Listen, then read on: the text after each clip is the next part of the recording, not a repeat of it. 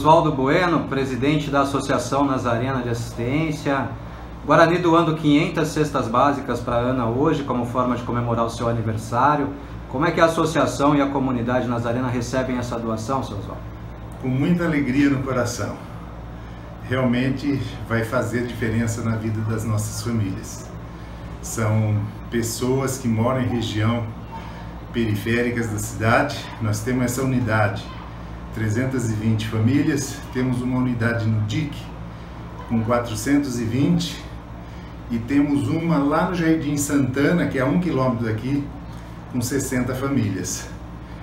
E na situação da pandemia, muitos pais perderam emprego, a situação está difícil, então nós temos que comemorar, festejar com vocês, né? 110 anos, parabéns pela comemoração. Mas as famílias vão ficar super felizes. E nós também, que nós somos um agente para ajudar essas famílias. Nós agradecemos a confiança pelo nosso trabalho. Nós estamos aqui há 35 anos. As portas estão abertas para receber vocês e todos aqueles que quiserem colaborar conosco.